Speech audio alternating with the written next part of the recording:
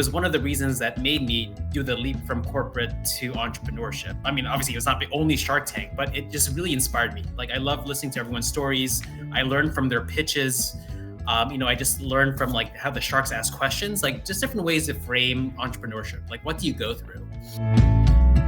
Hello, CPGers! We've got another bonus episode for you here because I just found out that our friend Jake Deleon from Fila Manila is going live on ABC's Shark Tank this Friday, March 1st at 8 p.m.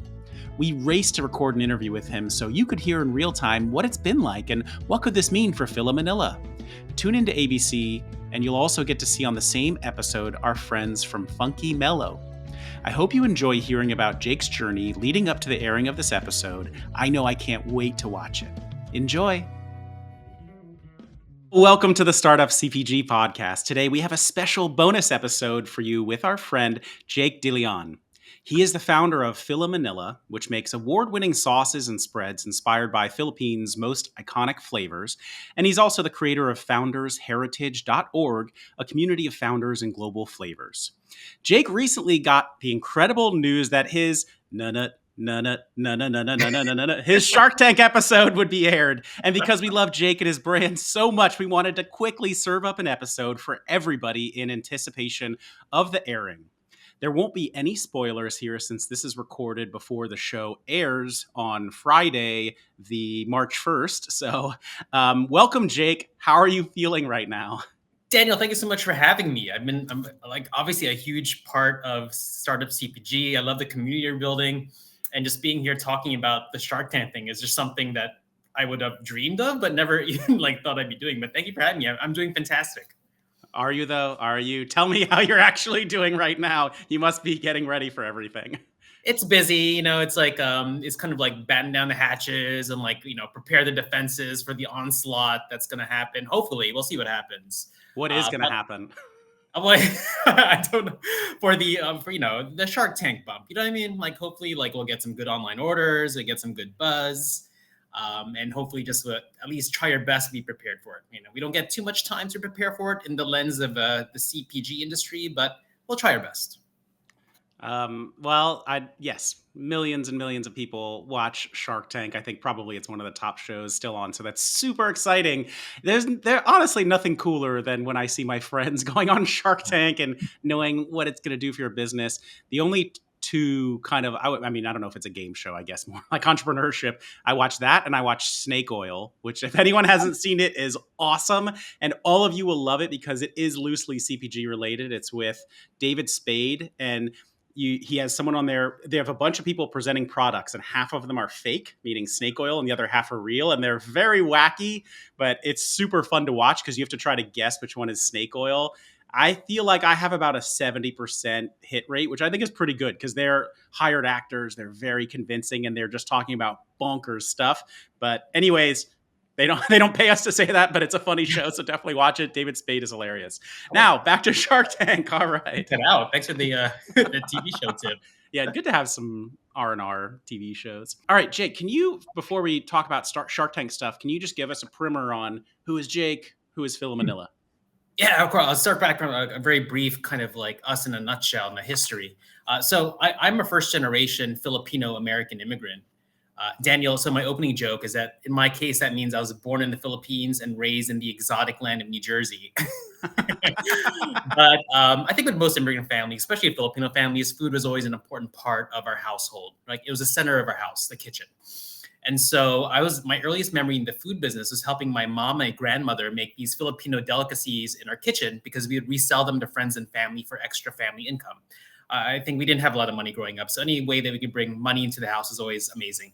But life is ironic because I ended up working for food as a career, working in big CPG companies like Procter Gamble and Starbucks with these giant food brands, Pringles, Iams Pet Foods, and obviously, Starbucks beverages.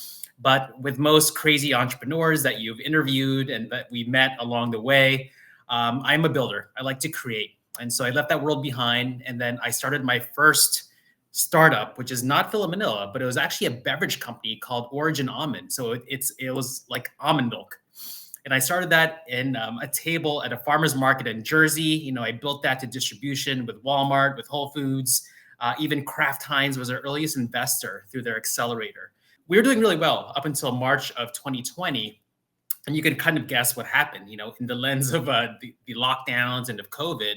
So much of our revenue is tied to store traffic. Once that store traffic went away, our revenues declined I'd say Did like it 80% over 6 weeks. did it sound like this? Womp It womp. did, yeah, but a lot more scarier at the time. Like March and April was like, what in the world, right?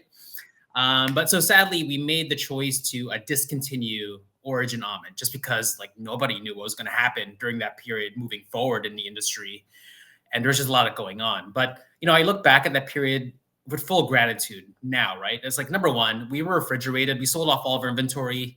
Number two, look, we all had friends with businesses 20 times larger than our own that lost everything overnight.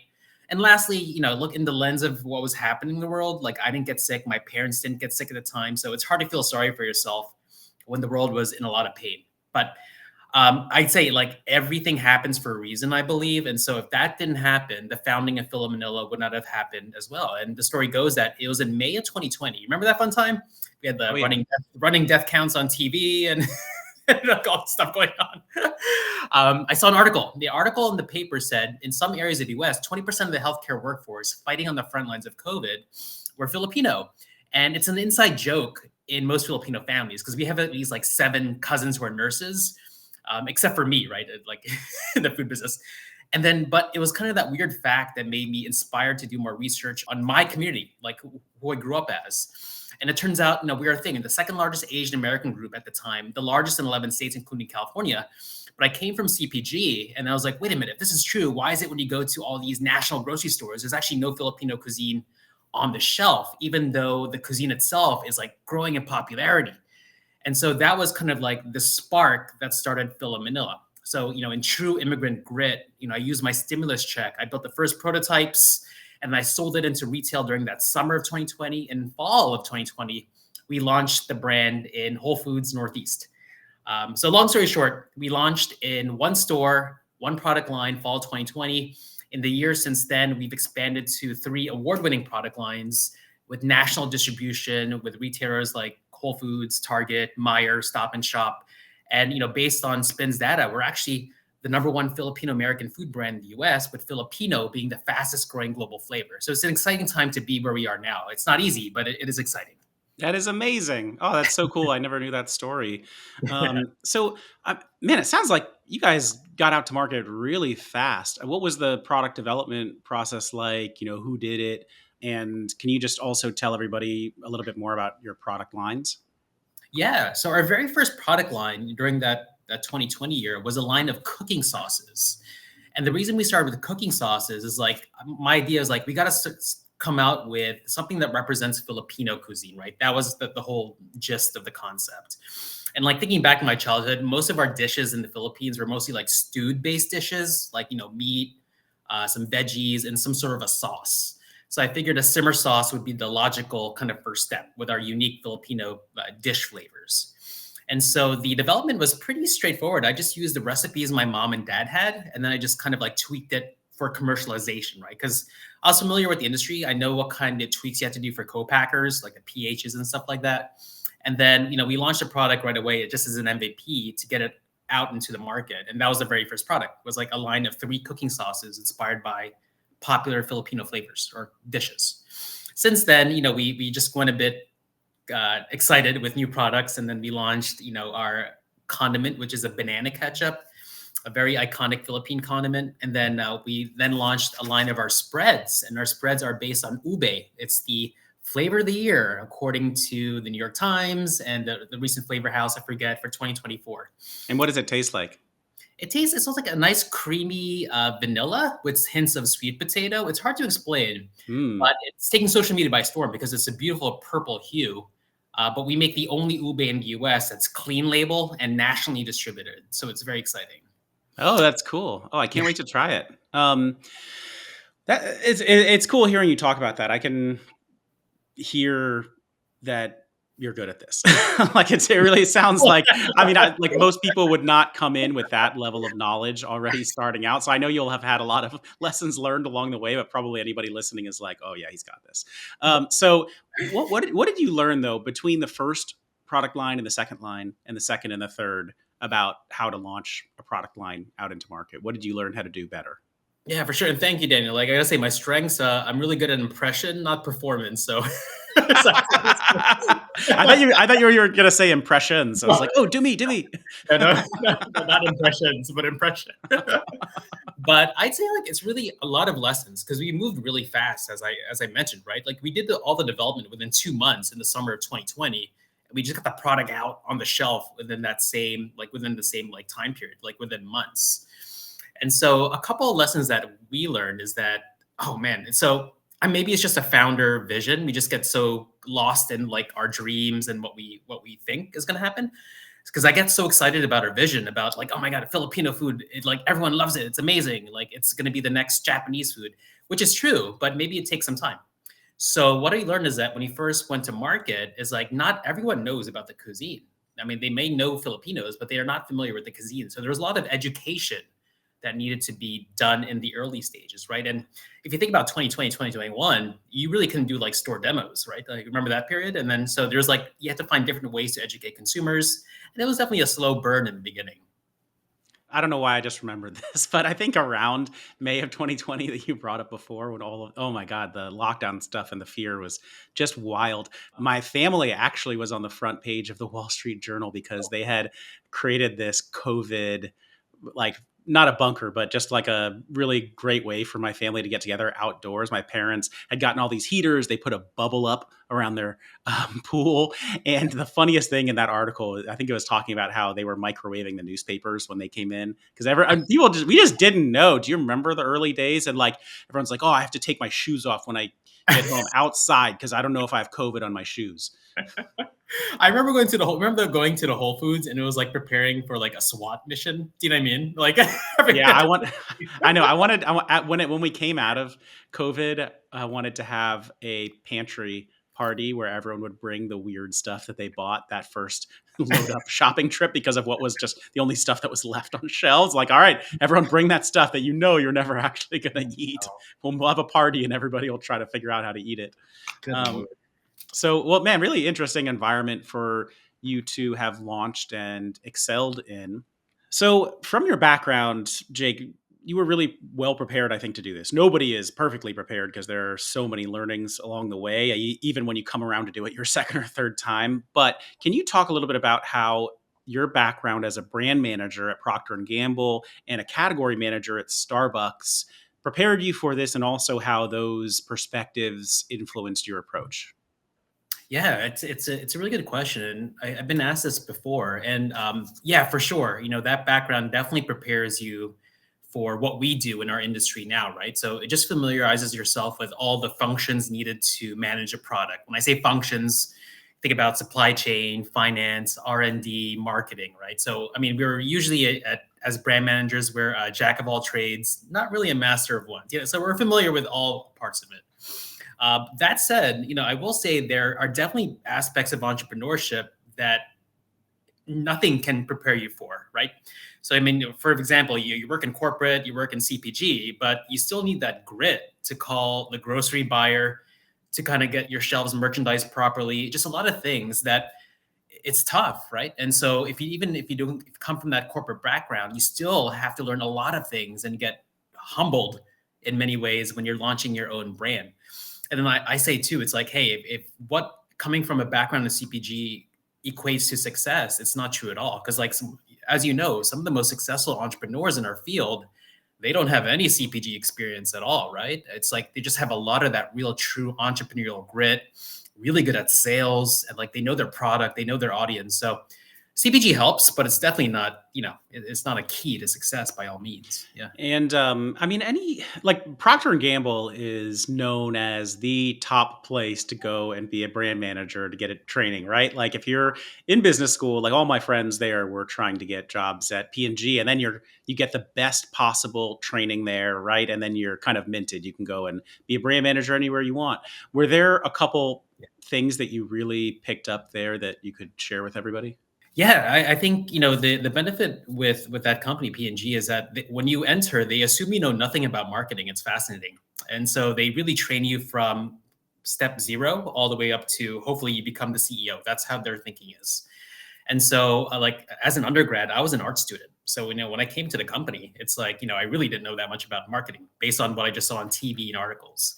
I would say some of the key lessons that we could apply even today as entrepreneurship is number one, just really understand who your audience is.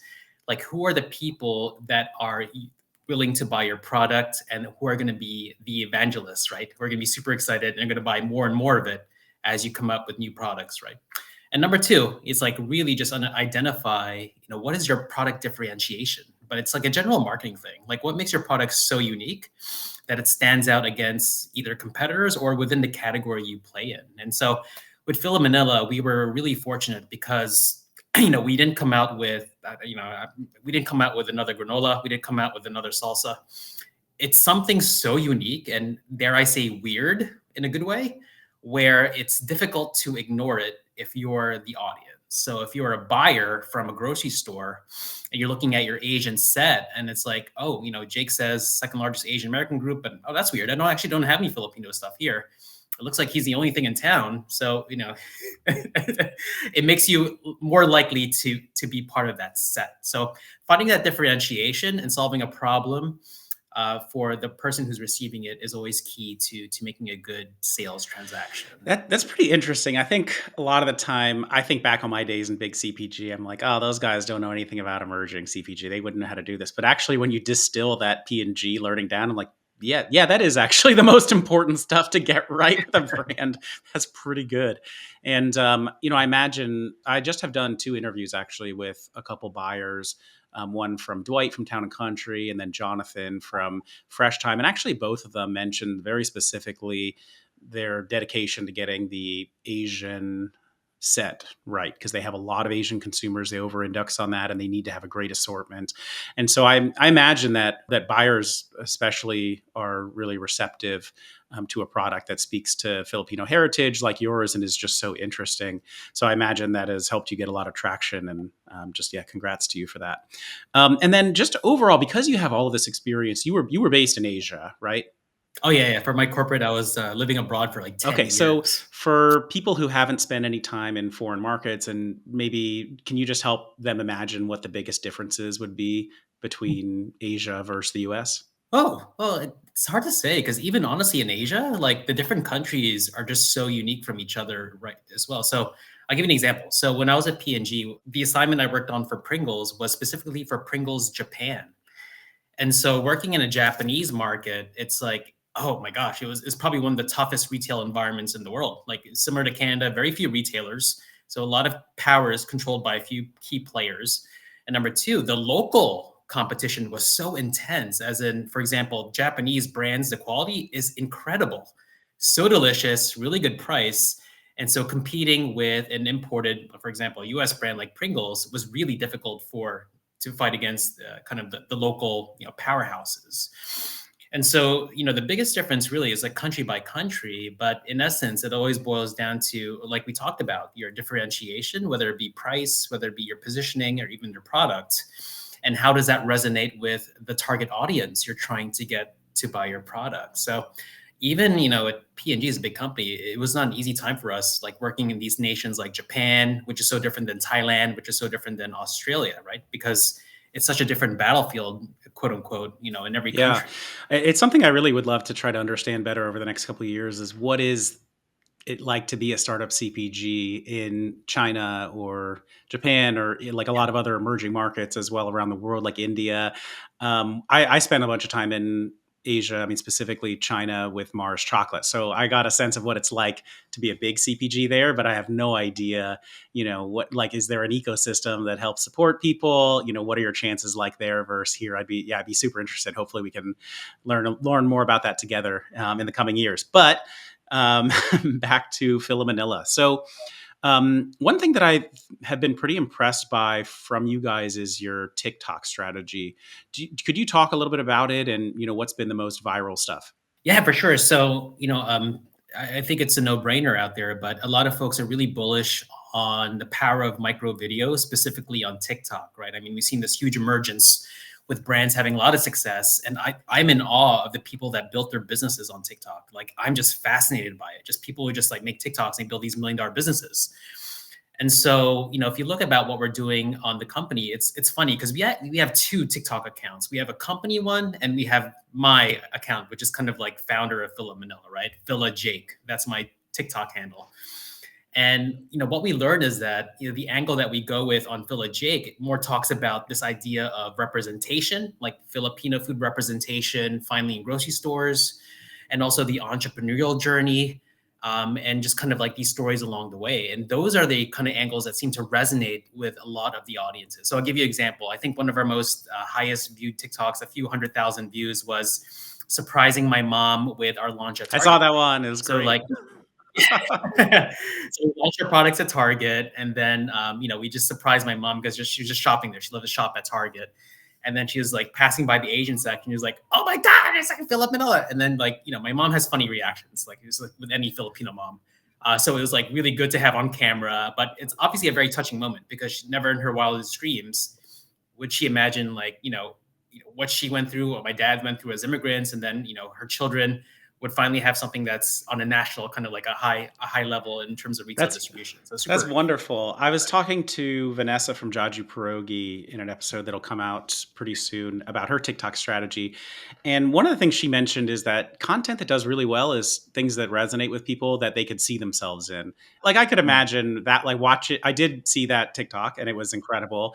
And I think we get the feeling of like, and gosh, like, I would love to be able to do that with my mom, or that's the kind of person that I would be if I had that success, is I would do this video with my mom. And well, anyone who knows me knows I do have my mom in a lot of videos also you can check her out on the Startup CPG Instagram. She's a very fun and willing participant. But I think it's warming to people for that reason, because they share that kind of connection with their parents, or they want to, right? And so it's pretty, it makes sense why that kind of content would perform really well. I just kind of randomly yesterday, I was watching a funny YouTuber. There's this guy who is just like super white dude, and he is completely fluent in Mandarin and I think a couple dialects as well. And so the videos are just of him in China, at some very local establishment, just like ordering food. And the way that people look at him are just as if he has three heads, just so surprised that he can speak Mandarin so well.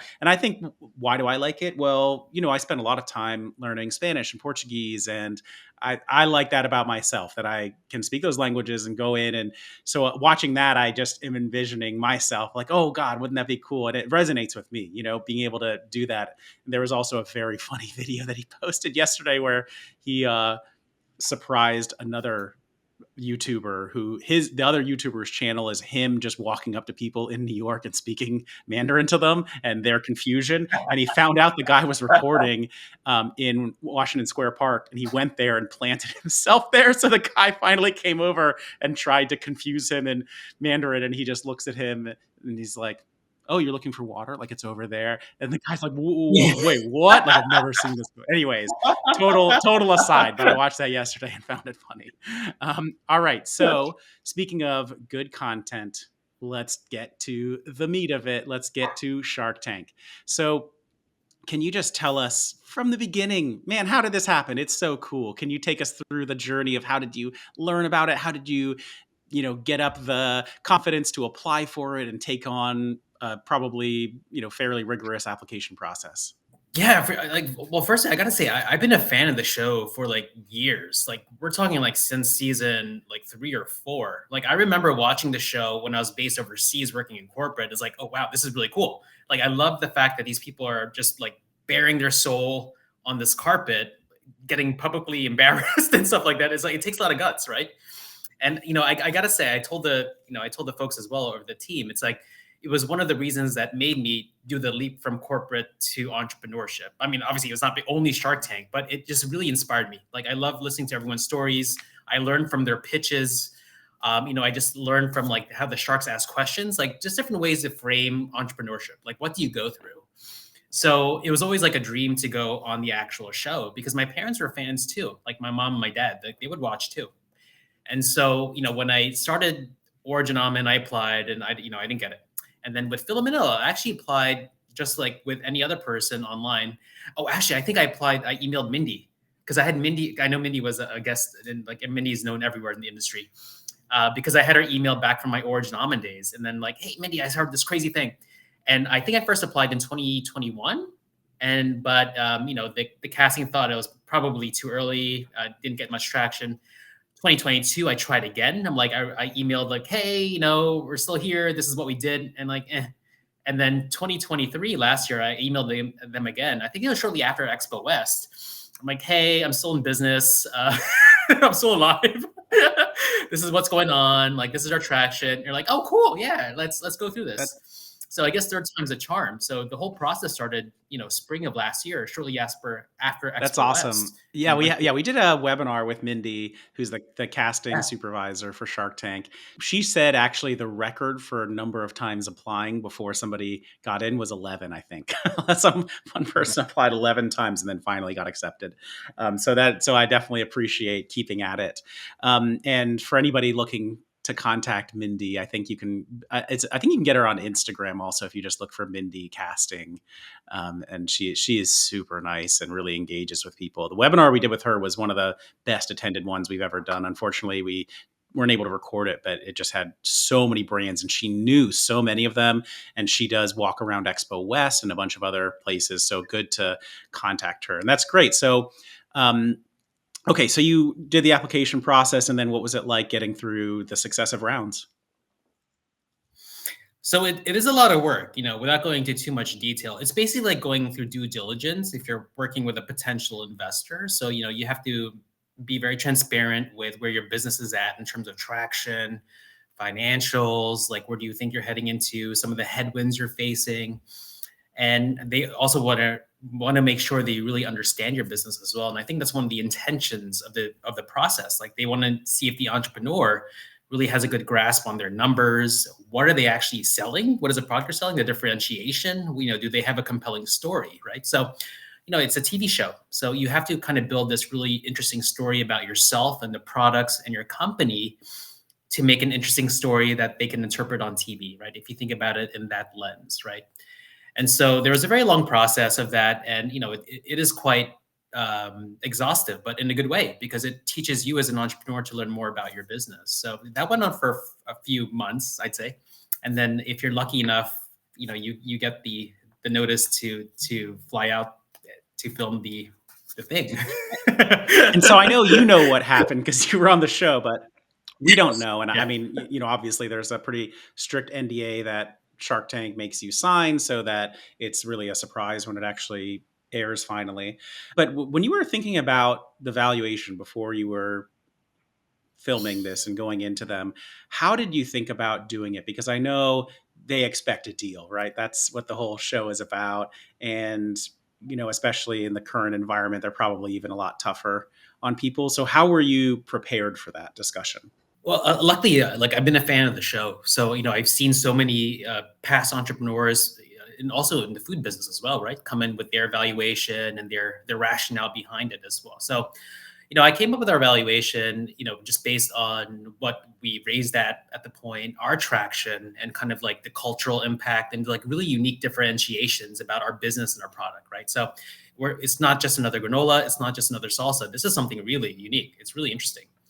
And so you come into the show and then you expect that you have to negotiate, and then you're familiar with how the sharks negotiate as well. So you have to come in with that mentality, because if you do make a deal, like, you're probably starting from way up here and they're going to want to bring you way down here, right? So you have to think about the mentality of being somewhere in the middle, and somewhere in the middle should hopefully be beneficial for both sides, because there's obviously benefits of working with them, and you can bring your own thing to the table as well with your product and I personality. cannot wait to watch you negotiate with them on there. There are a couple of memories that I have from friends from our community that just came rushing back to mind for me. One was Quan from Prickly.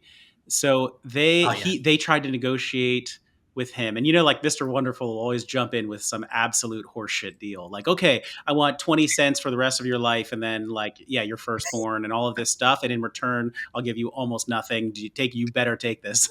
And he spun it so cleverly, and he was just like, well, let me ask you, how am I going to be able to be successful as a company if I'm not going to be able to have enough money to run it because this is just like a ridiculously low valuation and a small amount of money you're giving me. Like, how am I going to be able to then have the capital to grow this? He said it much better than I did, but it was just such a smart turn of it. And then watching Sandra Velasquez on there was epic because they tried to negotiate with her and she was just like, nope, I know my worth and I'm not negotiating this down at all. And she didn't get a deal on there because she wouldn't negotiate. But man, I think she came out looking the best out of almost anybody for it. It was just like, whoa, that's a pro. She knows how much her business is worth, and she still got aired on Shark Tank, which is what you need more than anything. And gosh, that was impressive. Um, Well, I gotta say, so I applaud those entrepreneurs because they are amazing, because it's hard to imagine what it's like until you're actually there. So the best way to describe it is like, imagine, you watch Jeopardy and you know all the answers, but if you're actually on the stage with a thingy, it's very different, right?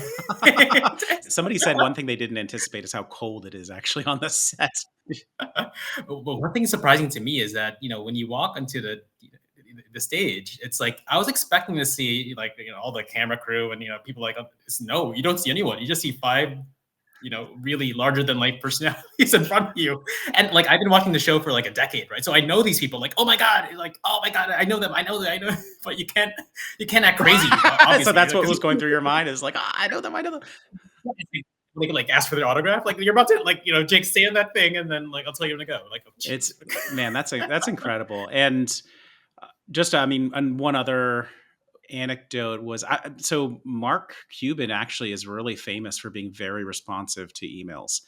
Like you can kind of find his email out there, and I cold emailed him out of the blue, and he responded, and it was amazing. And even I started this program teaching kids in public schools across the country how to become beverage entrepreneurs, and so I was recording the digital curriculum, and I think you got involved in that also to help teach a lesson for them. And I just sent him an email about it and he just sent me back a video for it. And it's so cool. It's him at a table and he like sings the Shark Tank theme song and then says, "Hey kids, like I'm Mark Cuban from Shark Tank and I hope your kids Shark Tank goes really well and that you do so well that you can come onto the show and hopefully replace Mr. Wonderful and save me from him." And it's so funny, and you can actually hear the national anthem in the background because he recorded it during one of the home playoff games that the Mavericks were playing. I was like, oh my gosh, what a baller! But such a nice guy to take time out and actually do that. But yeah, I mean, he won't get on a call with you. He's not going to like engage with random people, but he will answer emails. He's very prolific in that, which is super cool. Hey, everybody, quick pause here. I wanted to share the clip that Mark sent for my kids program. Here it is. Hey, everybody, this is Mark Cuban from Shark Tank, and I just wanted to say good luck with your BevLaunch Shark Tank. I'm sure it's going to be amazing, but I can't wait to see who the winners are. And hopefully it'll be such a good idea that it'll just be enormous and you'll sell it for billions. And most importantly, you'll be able to take Mr. Wonderful's place and stay here. Congratulations to everybody trying to win and good luck. Oh, he's a legend. I love what he's doing with Cost Plus, the drug company is amazing. Like he's a legend. I totally agree. And then the other one that I was also that just came to mind was Rosa from Wild Wonder. I don't know if you've seen her episode, but for sure it was the thing that convinced me that I would never want to go on Shark Tank because she has a great product. I will say honestly, it is one of the products that if I'm going and getting a sandwich from Erewhon or something, that's one of the things that I would personally buy to have with my meal because it's flavorful and it's like clean ingredients and it looks beautiful and the actual flavors are great also. And so she was on there. I'm like, man, she's gonna kill it. Like, her brand is just absolutely ripping. She's got incredible distribution, and they gave her such a tough time. I couldn't believe. I'm like, what are you guys crazy? Like, this brand is amazing. It was like, well, that's it. I'm definitely never going on there. So I really applaud you and your bravery for going on there. So without telling us what happened, did you feel like it was a fair experience? Were they kind with you? Were they harsh with you? Did you feel like you were under attack or did you feel excited? Oh, I mean, the experience itself was amazing, like incredible. I mean, like it was so overwhelming. So I talked to an entrepreneur that's been on there before, Caitlin from Pulp Pantry, And she gave a really good advice because once you're done with the pitch, you're just so overwhelmed with emotion to write a journal. I never write journals in my life. And I wrote a 6-page journal just because of like so much craziness that happened during that session. But to answer your question, completely fair. I mean, like their questions they asked were very what you would expect, not only from the sharks, but just from any serious investor, right? So that's why it's important you know your numbers, you can defend your business because they know nothing about your business before you step onto the carpet. And and then what I will say though is that it's different because instead of walking or going to a call with some VCs in the food world, you're stepping in front of 5 people who are millionaires and billionaires who know what's going on. They're all entrepreneurs. They know what's going on, right? So it's like be prepared because at the same time, it's not like, oh, let me just wait until they ask a question, then I'll ask my questions. No, they are. All of them are talking over each other, and then they get upset if you don't answer their questions. So there's a lot of crazy stuff. So you're playing the moderator, you're playing the entrepreneur, and then you're also being kind of like the fortune teller because you know where the conversation's leading and you want to lead them away from it at the same time. And then at the same time, Daniel, you have to remember, like, holy poop, I'm on TV, so you can't look crazy, right? So there's so many things happening in your head at the same time. It's just like there's a lot of stuff, like that you're going through on this stage. So, man, that's incredible. And maybe we could get you to actually read that journal entry once the thing goes live. I think that would be a really cool thing to have here on the podcast. Well, like I'm sure you heard from the other founders that have been in the show, but they actually bring back a therapist to see you after the pitch, and like everyone gets to see a therapist, and their therapist is basically, I joke around, but they go like, "Oh my God, are you okay?" But they don't say it like that. I just joke around. That's my joke. But they just want to make sure you're okay after the experience. That's who I would like to have on the podcast. Is that therapist? Tell me some stories. Oh my God, are you okay? Oh yeah, fine. So, what do you hope will happen as a result of the show? Like, we all want those big orders. Like, what for you would be a perfect outcome over the next couple weeks? Yeah, so our vision at Fil Manila is to represent the next generation of Filipino American flavors. And so, what's exciting for me, I mean, aside from the sales bump, is I almost feel like, in a way, it's like a coming out party for Filipino culture and cuisine on a premium national level, right? Because you never see a Filipino food brand on something like Shark Tank. And so in a way, I want to show how amazing our cuisine can be and just show our dishes with millions of US households. And they know just the fact that you're on the show, that it's a premium product, right? And then hopefully I did justice in explaining what our culture is, like my family background and what led us to create the brand. But on a personal note, honestly, Daniel, it's like, here's the thing. So my mom and my dad has been a huge fan of the show. My dad passed away in 2022. And so it's just my mom. And then so I never told my mom anything about the whole experience up until a few days ago, just because I wanted to make sure I got an air date, because I just want to protect my family against disappointment, because you never know, right? And so my mom's a huge show. And so, but in these months where I was waiting, like the thing I was waiting the most and excited for was like, I get to tell my mom that I'm going to be on Shark Tank. And so for me, like I was more excited about that once I got the notice that I was airing, rather than, Shopify stuff. And I was just like, it's just something I want her to be proud, because she sacrificed so much growing up for my brother and I, that the fact that, she gets to see her kid on one of her favorite show, it's just mind blowing. Yeah. That's beautiful, man. That's incredible. I'm very sorry to hear about your father also. So what was it like telling your mom? What was her reaction? Did you record it for TikTok also? I'm curious. Of course I did. Yes, I recorded it for TikTok. But my mom has amazing reactions, like a very overreactive Filipino mom. So she went like, "Oh my God." And then she even tried to like break my NDA. She's like, "I'm your mother. Tell me who you made a deal with." Like, no, mom, ABC is going to sue me. I can't break the NDA. But it was hilarious. She's so excited. We're going to do like a live stream during the airing on Friday. Like, I don't know, to get in trouble, but like FaceTime the TV screen, because she's in the Philippines. She's retired. So she doesn't have access to ABC or Hulu. Oh, that's so exciting. So yeah, what are your plans for watching the show? And then do you have any asks for everybody out there? Because this will be airing and, a lot of people will listen to this before the show. Anything you want them to do or follow along with you somewhere, or how can we help? Yeah, for sure. So we're going to have a small airing party or viewing party. So just like some good friends, some of the team members, some family, and just folks around DC as well, just who happen to be around. My only ask is that definitely tune in. If you can't watch it on Friday night, watch it on streaming on Hulu the next day. Definitely visit all of our social media channels. On Instagram, it's Eat Fil Manila. On TikTok, it's Jake. And like and follow us and all that fun stuff. But try our products out. If you never had Filipino food, try experiencing it for the first time. It's pretty delicious. And one extra bonus for the episode actually is that our friends from Funky Mellow are also on the episode. Yes, it's crazy. Yes, I guess you wouldn't have run into them there because who knows when they actually did their filming, right? But or maybe it was the same day. Actually, I guess maybe because if probably on, I guess they probably have the same sharks for each episode, right? So maybe it was filmed at least with that same set. Because when they air an episode, they'll show 3 different brands, but the sharks are the same. Possibly. Yeah. All right. So, okay. Mystery. I love it. But really excited for them. You can check out an episode of theirs if you scroll back a bit in our feed. We were really lucky to host them a while back, and they are just some of the loveliest people in the world, and their product is delicious. And I hope both of you get record-setting deals and make Mr. Wonderful cry and all of that good stuff.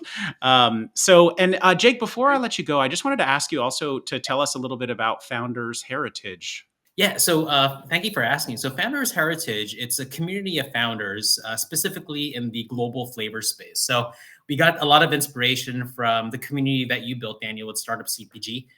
We're definitely not at the scale, obviously not at the scale of Startup CPG, but it's very kind of close-knit within usually BIPOC founders because we make foods that are directly tied to our heritage. And so the thinking is that, hey, we know the same manufacturers, suppliers, retailers, buyers, distributors. Might as well just kind of talk together and see how we could help specifically in the global flavor space, right? It's just very small nuances that we know that we can help out in very specific ways. So if you are a founder of a global flavor brand that you're interested to join, it's free, obviously, as evidenced by our website. Just visit foundersheritage.org and then learn more and join our community. That's beautiful. Do you get interest from abroad for your products just because they're unique and have a global nature? So, I mean, all of the founders in your Founders Heritage organization, do you guys talk to each other about that at all? Yeah, we do. So we do get interest. I'm part of these food export programs. So there's a lot of interest from Canada and the Middle East. But we're still a startup. I mean, we'd love to be everywhere, everything everywhere all at once, like the movie. But we have to be conscious about where we deploy capital and where we focus. But maybe one day, hopefully, if we do well enough, where we could find our products, in different countries. All right. So just to end off here. Is there any upcoming news or distribution coming up that you'd like people to know about? And how can people also best stay in touch and follow along your journey and learn more about Fil Manila? Yeah, so we're just coming off the heels of a huge product transition. So we used to be in glass jars, but we moved over to pouches and squeezy bottles. So this year, we're going to focus on just driving our core flavor SKUs like ube, adobo, banana ketchup. But then new products we have lined up for 2025 will be pretty exciting. And we have a couple of new distribution news that we can't announce just yet. But hopefully you'll see some exciting stuff happening in the second half of the year. But definitely follow us on social media, Eat Fil Manila on Instagram and Jake on TikTok. And then, visit our site at filamanila.com. And then hopefully you could watch our airing on Shark Tank this Friday, March 1st at 8 p.m. Eastern and Pacific time on ABC. All right, Jake. Thank you so much for joining us. This is really a privilege to have you on in this very exciting week. And I'm super excited to check back in with you afterwards and hear how everything went and celebrate and laugh and maybe cry. Who knows with you? Who knows what actually happened? But I know one thing for sure is I'm sure you made yourself and your family and all Filipino Americans really proud. I'm very confident that you would have just crushed it there. So I can't wait to watch. Thank you, Dan, for having me. It's just an honor being on your show. Thank you. All right. Bye, everyone.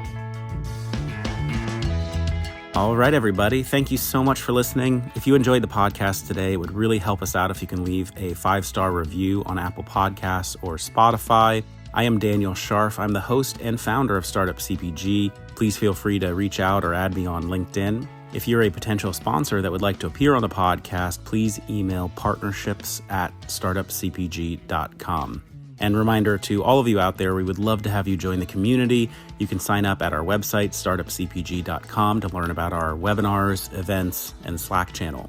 If you enjoyed today's music, you can check out my band. It's the Super Fantastics on Spotify Music. On behalf of the entire Startup CPG team, thank you so much for listening and your support. See you next time.